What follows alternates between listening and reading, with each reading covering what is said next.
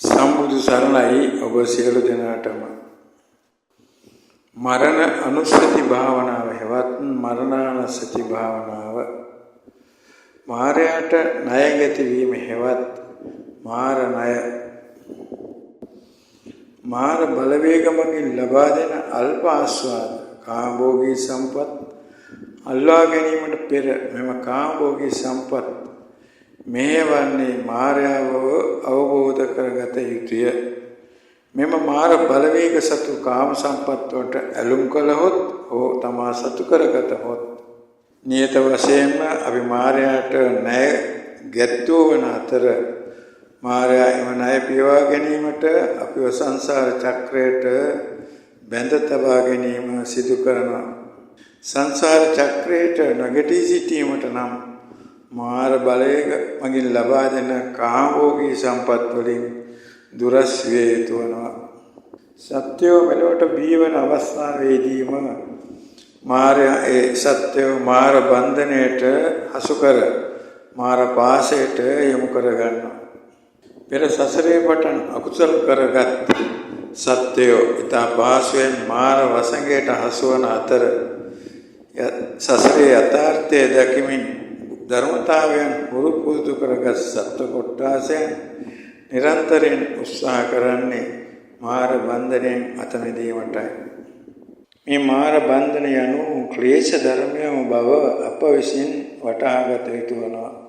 එම ක්ලේශ ධර්මය වන්නේ ස්කන්ධ මාර, මච්චු මාර, දේවපුත්ත මාර, අபிසංකාර මාර, කිලේශ මාරයි. වසවර්ති මාර්යාද යහපත වළක්වන ධර්මතාවයන්ට බාධා පවනවන කෙනෙකු බව සම්බුද්ධ දේශනා තුළින් අපි කවුරුත් දැනගෙන සිටින කාරණයක්. මාර්යෝ යනු මිත්‍ර වේශයෙන් අප වෙත එන සතුරු බලවේගයක්. මාර්යෝ යනු මිත්‍ර වේශයෙන් අප වෙත එන භයානක සතුරු බලවේගයක්. ආදීනව මුවා කරමින් කාමභෝගී අල්ප ආස්වාද ළඟා කර දෙමින් උපාදාන මායාවෙන් සත්‍යෝ මාරපාසයට හසු කර ගැනීම මාර බලවේගවල ස්වභාවයයි. මාර බලවේග විසින් පෘථග්ජන අසත්පුරුෂයෝ මාර දාසයන් බවට පත් කරගන්නේ ඒ සත්වයන් අවිද්‍යාවෙන් මුලා කරගනිමිනි. සුළු ලාභයක් පෙන්නා සත්පුරුෂයන්ටද අහිංසක සත්වයන්ටද වදහිංසා පැමිණීමට මේ මාර බලවේග ඉදිරිපත් වනවා. සත්වයට වදහිංසා පැමිණීම මායාගේ සතුටයි. අද සමාජයේ විශාල වශයෙන් ජීවත් වන්නේ මාර දාසයෝ බව අපි විසින් තේරුම් ගත යුතු වන අතර මාර දාසයන්ගෙන් ප්‍රවේශම් වී කටයුතු කිරීම වැදගත් වනවා. මාර දාසයන් තුළ පවතින්නේ ඊර්ෂ්‍යාව, වෛරය, ක්‍රෝධය, පරිගැනීම, ගුණමකුකම, මිසදිටුකම, මානය, දිට්ඨිය, හොරකම, වංචාව, ප්‍රාණඝාතය, තෘෂ්ණාව සහ අහිරිකේ අනෝතප්තය යනු අකුසල ධර්මයන්මය. අද සමාජයේ මාර දාසයන් හඳුනාගන්නේ කෙසේද? ඔවුන් කියන වචනයෙන්, සිතන සිතුවිලි වලින්, ඔවුන්ගේ ක්‍රියාවල් වලින්. මාර දාසය සුළු ලාභයක් හමුවේදීද ක්‍රියාත්මක වෙන්නේ ඉහත දැක් වූ පාපකාරී හැඟීම් අදහස් තිබෙන නිසයි. ධර්මානුකූල ජීවත් වන සත්‍යයන් කෙරෙහි මායාවේ ප්‍රේමනාප ගතියක් නැත්තේ තමාට උමනා විදියට ඔවුන් පොළඹවා ගත නොහැකි නිසාය. මාර බලවේග සමග ජීවත් වීමේදී ඉවසීම ඉතාම වැදගත් ගුණයක් වන අතර භාවනාව සිදු කිරීමේදී විශේෂයෙන් බාධා පවනවන නීවරණ ධර්මයේ හමුවේදීද ඉවසීම ඒ සටනේදී යුද ආයුධයක් වනවා. සත්‍යයක් මෙලොවට බිහි වෙනවා යයි කියන්නේ මරණයට යන ගමන ආරම්භ කිරීමයි. අවුරුද්දක් ගතවන තැන් පටන් කුඩා නොදරුවොත් ඊට යොමු කර ගනිමින් නටමින් ගී ගයමින් ප්‍රාණඝාතය සිදු කරමින් මන්ද බුද්ධිකව කටයුතු කරන වැඩිහිටියෝ උන්මන්තකයෝ නොවේද? මෙය මාර බලවේගයේ ලක්ෂණයකි. සත්‍යයේ ආයු කාලයෙන් මුල් තුනෙන් එක කොටසක් යම් ප්‍රියමනාපයක් වෙන්නන නමුත් තුනෙන් දෙකක්ම ජරාව, ව්‍යාධිය, මරණය යන ලක්ෂණ දිස්ව වෙතත් එම යථාර්ථය වසා දැමීමට මාර්යෝ දක්ෂ වෙනවා. මාරාවේශයට ගොදුරු පිරිස් ප්‍රකාශ කර සිටින්නේ මේ ජීවිතය ලැබිලා තියෙන්නේ ජාති ජරා ව්‍යාධි මරණ සිහිපත් කරමින් අනිත්‍යයි දුකයි අනාත්මයි කියා සිටීමට නොව ඉඩ ලැබුණු අවස්ථාවන්හිදී අනිසි ක්‍රියාවන් මගින් හෝ යුතු අයුතුකම් නොබලා කාමභෝගී සම්පත් වලට යොමුව ඒ ආස්වාදය ළඟා කරමින් වසිඳුරන් පිනවමින් ජීවිතය පවත්වාගෙන යෑමයි මේ පිරිසගේ මතු නිවහන වන්නේ සතර අපායම නොවේද? පෙරදිග මෙන්ම අපරදිග රටවල් වලද ඕනෑම තිරිසන් සතෙකු නසා ආහාරය සඳහා පිළිර කර ගැනීමට ඔවුන් පෙළඹෙන්නේ මාර බලවේගයේ බලපෑම නිසායි. ඒ රටවල නිතර මහත් විපත් ආදී සිදුවන බව එදිනෙදා ප්‍රවෘත්ති වලින් අපිට දැන ගැනීමට ලැබෙනවා. මේ ශ්‍රී ලංකා දීපයේදීද විශාල වශයෙන් ප්‍රාණඝාතයේ සිදුවෙමින් පවතින බව දකින්නට ඇති අතර මෙම රටටත් පෙරදිග රටවල් වලට මෙන් අවාසනාවන්ත තත්ත්වයක් උදා වේද? බෞද්ධ ජනතාව දිනින් දින ධර්මතාවයෙන් පිරියන්නේ ඇයි? මාරාවේශ වූ චීවර දරාගත් මිසදුටුවන් ධර්මය අධර්මය කරමින් නිර්මල සම්බුද්ධ ධර්මයට කරන හානිය නිසාය. බෞද්ධ නාමික මාරාවේශයට පත්ව සිටින පිරිස් කූර අන්දමින් දෙමව්පියන්ට හිරිහැර කරමින් ඔවුන් මිය ගිය විට මහත් උත්කර්ෂවත් අන්දමින් අවමංගල්‍ය කටයුතු සිදු කරමින් දෙමව්පියන්ට හිතේශී බවක් පෙන්වීමට උත්සාහ කරන බව අද සමාජයෙන් පෙනෙන්නට තිබෙනවා. මේ අනිසික්‍රියා මගහැරීමට වැඩිහිටියන් විසින් කළ යුත්තේ කුමක්ද?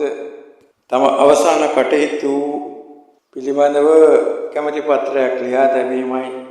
එය දිනේ අසල ප්‍රදර්ශනය කළ යුතු බව උපදෙස් දිය යුතු වන අතර මෙම පිළිබඳව විහාරස්ථානයේ ස්වාමීන් වහන්සේට දන්වා තිබීම වැදගත් වනවා. එහි සඳහන් විය යුත්තේ එක් දිනකට වඩා තබා නොගත යුතුය. මල්වඩම් කොඩි තොරන් සැරසිලි දැන්වීම අනවශ්‍යය. 7 දවසේ සාදය නොපැවැත්විය යුතුය. ඒ වෙනුවෙන් යමුදලක් ඇතනම් විහාරස්ථානයේ දියුණුවට හෝ රෝගී ඇත්තන්ට බෙහෙත් ඖෂධ ලබා දීමට කටයුතු කරන්නේ නම් එය මහත් පින්කමක් වන අතර මටද කරන ආශිර්වාදයකි. 3 මාසයේ සාදයද කෙසේවත් නොපැවැත්විය යුතුය. මෙසේ චාමායුරින් මේ කටයුතු සිදු කළ යුතු අතර මේ ඉල්ලීම වෙනස් කරන්නේ නම් එය මට කරන නින්දාවක්, අපහාසයක්, අවනම්බුවක්, නිග්‍රහයක් ලෙස සැලකිය යුතුය. පූජ්‍ය රේරුකාණේ චන්දවිඳු ස්වාමීන් වහන්සේ මේ ආකාරයටම ඉල්ලීමක් කර උන්වහන්සේගේ අපවත් වීමෙන් පසු කටයුතු කළ යුතු ආකාරය කෙසේද යන්න පත්‍රිකාවක ලියා තැබූ අතර දායක සභාව ඒ අනුවම කටයුතු කරන ලදී. බෞද්ධ අපි මරණාසන්නයේ භාවනාව කළ යුත්තේ ඇයි? මියදෙන සත්වයන්ට සෙත් පැතීමත් තම තමන්ගේ මරණයට පෙරහුරුවක් ලබා ගැනීමත්ය. පෙරහුරුවක් නැවති යමෙක් යම් කටයුත්තකට සිදු කිරීමට ඉදිරිපත් වන්නේ නම් ඒ කටයුත්ත බොහෝ විට අසාර්ථක වීමට ඉඩකඩ තියෙන්නට පුළුවනි. මරණයේදී ඇති වන වේදනා දුක දෝමනස්ය හැමයෙන් නොසැලී දරා ගැනීමට ශක්තිය වඩවාගත හැකි වන්නේ මරණාසන්න භාවනාව පුරුදු වීමෙනි. තම ජීවිත කාලය තුළ යම් දුකක් දෝමනස්යක් වේදනාවක් ඇති වූ කල්හි හඬා වැළපෙමින් විලාප කියමින් හැසිරීම නොව ඒ වේදනාව දුක දෝමනස්ය දරා ගැනීමට යම් ප්‍රමාණකින් හෝ දරා ගැනීමට හුරු පුරුදු විය යුතුයි. මරණය ගැන සිහිපත් කිරීමට කතා කිරීමට අකමැති පිරිස් මරණ මංචකයේදී අසරණභාවයට දුකටපත් වන බව තේරුම් ගත යුතුය. සත්‍ය මරණ හමුවේදී බියවන්නේ ඇයි? මෙතෙක් නොවේදී දුකක් වේදනාවක් විඳීමට සිදුවන බැවින් පවතන සම්පත් අහිමි වී ගොස් සතර අපායට වැටේවි යන බියෙන් තම ඥාති හිත මිත්‍රාදීන් අතර ජීවත් වීමට කල නොලැබෙන නිසා තම පවුලේ අය වෙනුවෙන් තව බොහෝ කටයුතු තමාට සිදු කිරීමට ඇතියෙන් උපදින කනගාටුව. තමාට ඕනෑ තරම් ධනය බලය තුනත් මරණයෙන් ගැලවීමට නොහැකි වීම. තමා වේශමාංශයෙන් උපයාගත් ධනය අතහැර යාමට සිදුවීම. තම තරුණ කාලයේදී වන දහම් ඉගෙනීමට භාවනා කටයුතු සිදු කර ගැනීමට උනන්දු නොවීම සහ එය පසුට කල් තැබීම නිසා අවස්ථාවක් නොලැබී යාම. මේ ආදී කරුණු නිසා සත්වය මරණයේදී බියපත්ව කටයුතු කරන බව පෙනෙන්නට ඇත. නිතර නිතර මරණේ ආදීනව මෙනෙහි කිරීමේදී මරණයට ඇති බිය ක්‍රමයෙන් දුරවන අතර එෙහිදී ඇතිවන විවිධාකාර අපහසුතාවයන් දරා ගැනීමට ශක්තියද ඇතිවන නියතය. තම ජීවිත කාලය තුළ කරගත් උතුම් කුසල ධර්මයන් නිතර සිහිපත් කරමින් මරණ මංචකයේදී ඒ උතුම් කුසල ධර්මයේ සිත නගා ගැනීමට ධෛර්යවන්ත විය යුතුයි. කාමභෝගී සම්පත් අජීව සජීව කෙරෙහි ඇති ඇල්ම දුරස් කර ගැනීමටද උත්සාහ කළ යුතුය. මරණයේ යථාර්ථය මොහොතින් මොහොත මරණය කරා ගමන් කරන මම කොයි මොහොතේ වුවද මරණයට බාධාවක් නොවනු ඇත. රෝගාබාධයක් නිසා, අනතුරක් නිසා, වසවිස නිසා, ආහාර නිසා, සීතය උෂ්ණය නිසා, ජලය ගින්න සුළඟ නිසා, වාපිස්සෙම් කිපීම නිසා, ආයු ගෙවී යාම නිසා ආදී විවිධ කාරණා කටයුතු මරණයට හේතු වීමට ඉඩ ඇත. එයද මරණාසති භාවනාවේදී නිතර සිහිපත් කළ යුතු කාරණයකි. පඳු පැහැගත් ශාක පත්‍රයක් කොයි මොහොතේ හෝ ගිලී වැටීමට ඉඩකඩ ඇත. මගේ ජීවිතයේද එය සමානය. ගව ඝාතකාගාරයට ඇදගෙන යන ගවයෙක් තබන පියවර පාසා ගමන් කරන්නේ මරණය දෙසට බව තේරුම් ගත යුතු අතර මගේ ගමනද ඒ හා සමානය. මහා ගංගාවක් වේගෙන් ගලා යන විට එහි පවතින ජල ධාරාවට සමානව සෑම මොහොතේම අප්‍රමාණ කෝටි ප්‍රකෝටි ගණන් සත්වයෝ මියදෙන බව අප විසින් තේරුම් ගත යුතුය. තිට්ඨං ජරං නිසින්නෝව සයනෝව යන සතර ඉරියව්වලදී ඕනෑම අවස්ථාවකදී මේ මියදෙන සත්ත්ව කොට්ටාසයන් කෙරෙහි තමන්ගේ කරුණාව, දයාව, අනුකම්පාව, සෙත් පැතීම කළ යුතු අතර ඒ මහත් කුසල ධර්මයන් ගෙන දෙන්නා මෙන්ම තමන්ටද එය මහත් පිහිටක් වනු ඇත. දවසකට සැරයක් දෙකක් ලෝක සත්‍යය ගැනද තමාගේ මරණය ගැනද මෙනෙහි කිරීම මරණාසති භාවනාවේ අංගයකි. මේ භාවනාව සත්‍යක්‍රියාවක් වශයෙන් කරන්නේ කෙසේද? සබ්බ බුද්ධානුභාවේන, සබ්බ ධම්මානුභාවේන, සබ්බ සංඝානුභාවේන, සබ්බ දේවානුභාවේන, සබ්බ පුඤ්ඤානුභාවේන. මෙතෙක් මේ ජීවිතය තුළ රැස් කරගත් කුසල ධර්මයන්ගේ ආනිසංසයෙන්ද පෙර සසරේ පටන් රැස් කරගෙන කුසල ධර්මයන්ගේ ආනිසංසයෙන්ද මේ මොහොතේ මරණයට යොමු සත්ත්ව කොට්ටාසයන් සුවපත් වෙත්වා බිය වේදනාව දුක දුම්නස සංතාපය සියමුලාව සිදු නොවේවා. මගේ ඥාති මිත්‍රාදී හිතවත්තුන්ටද ඒ ආකාරයෙන් මරණ බිය වේදනාව දුක දෝමනස්ස ඇතු නොවේවා. එමෙන්ම මාගේ මරණයේදීද මරණ බය වේදනාව දුක දෝමනස්ස සංතාපය සියමුලාව සිදු නොවේවා. සත්‍යයන් විසින් වැඩි ධර්මතාවයන් අනුව තුන් සංයෝජනයන් දුරු කර මාර්ගඵල සෝවාන් මාර්ගඵලය සාක්ෂාත් කර ගැනීමට හැකි වේවා. ඒ ගුණය වඩවා ගැනීමට සමත් නොවන්නේ නම් ඊගා භවයේදීවත් ඒ ගුණය වඩවාගත හැකි පතරූපදේශයක උත්පත්ති ලබා ගැනීමට මේ පින හේතු වේවා. මට විවිධාකාරයෙන් හිංසා පීඩා කරපු පිරිස්ද මරණ මංචකයේදී දුක්කට පත්වන එයින් ඒ සත්වයෝන්ටද මරණ බය වේදනාව දුක දෝමනස්ය ඇති නොවේවා. මාරාවේශයෙන් ඔවුන් එසේ කළේ ඌයේ වී නමුත් මම ඔවුන්ට මෛත්‍රිය කරමි. මේ සසරේදී මට විවිධාකාරයෙන් උදව් උපකාර කළ දෙමව්පිය වැඩිහිටි ගුරුවර ලෝක සත්වයෝද පෙර සසරේදී ඒ ජීවිත පැවැත්මේදී උදව් උපකාර කර ඇත්තෝද පින් බලාපොරොත්තුව සිටින්නේ නම් අපි මෙතෙක් කරගත් කුසල ධර්මයන්ගේ සත්‍යතාවෙන් ඒ සියලු සත්වයේ සෝපත් වෙත්වා සසරින් අත මිදෙන තාක්කල් මරණය හමුවේදී දුක දෝමනසය ඒ සත්වයන්ට ඇති නොවේවා. මෙහි පහත දක්වා ඇති ගාථා කීපය ගැන සිත යොමු කිරීමෙන් මරණය ගැන තව අවබෝධයක් ලබාගත හැක. පණ්ඩු පලාසෝ වදානිසි යම පුරිසාපිත තමපට්ඨිතෝ උයෝග මුකේව තිට්ඨසි පාතේය පිටතේන විජ්ජති. ගසකින් ඉදී වැටෙන්නට ආසන්න පඳු පැහැගත් කොළයකට සමානයි මේ ජීවිතය. යම් පිරිසෝ අපි එනතරු දොරකඩට වී බලා සිටිනවා. ඒ ගමන යාමට මඟ වේදමවත් සොයාගත්තේ නැද්ද?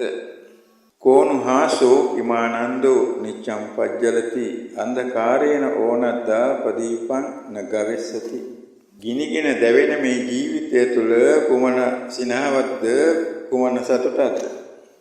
මේ අන්ධකාරයෙන් මිදී ප්‍රදීපේ සොයාගෙන යන්නට ඔබගේ උත්සාහයක් නැද්ද? අච්චින්ති කාලාතරයන්ති රත්ත්‍ය වයෝ ගුණානි අනුපුබ්බජහන්ති ඒතම් බයං මරණං පෙක්කමානෝ ලෝකාමි සම්පජේ සන්තපෙක්ඛෝති. සිත සිතා සිටීමට කාලයක් නැත. කාලය ගෙවි යාමෙන් මරණයට ලං වෙන්නේය. ජාතිය ජරාව යුත් මරණය ආසන්නව තියෙද්දී මේ දුක්ඛිත ලෝකයෙන් එතර වීමට උත්සාහ නොකරන්නේද? අචරිත්වා බ්‍රහ්මචර්යයන් අලද්දා යොබ්බනේ ධන ජින්න කොඤ්ඤාව ජායන්ති කියන මච්චේව පල්ලාලි. වියපත් වූ කල ධම්මානුධර්ම ප්‍රතිපත්තියට යොමු වී සිටගෙන සිටීමටත් නොහැකි වාඩි වී සිටීමටත් නොහැකි කියන දේ මතකයේ නැති මේ කාලයේ කුමන ධර්මයක්ද? යෞවන කාලයේ කුමක් කළේද? එය පියාටු හැදිච්ච කොස්වාලීනියෙක් මාළුන් අල්ලා ගැනීමට වේලි ඉලකට අමාරුවෙන් පියඹා ගොස් එතන මාළු නැති තැන දුක්ඛන්නාසේ ඔබ දැන් දුක්ඛන්නේද? කිච්චෝ මනිස්ස පටිලාභෝ කිච්ඡං මච්ඡාන ජීවිතං කිච්ඡං සද්දම සවණං කිච්චෝ බුද්ධානං උප්පාදෝ. මනුෂ්‍ය ආත්ම භාවයක් ලැබීමයි තා දුර්ලභ කරුණක්. ඒ මනුෂ්‍යාත්මය නිවැරදිව පවත්වාගෙන යාම ඊටත් අපහසුයි. ඒ කාලයේදී සද්ධර්මයේ ශ්‍රවණය කිරීමට අවස්ථාව සලසා ගැනීම ඊටත් අපහසු කරුණක් වන අතර බුදුරජාණන් වහන්සේලා පහළ වෙන්නේ ඉතා කලාතුරකිනි. සියලුම දෙනාට තෙරුවන් සරණයි.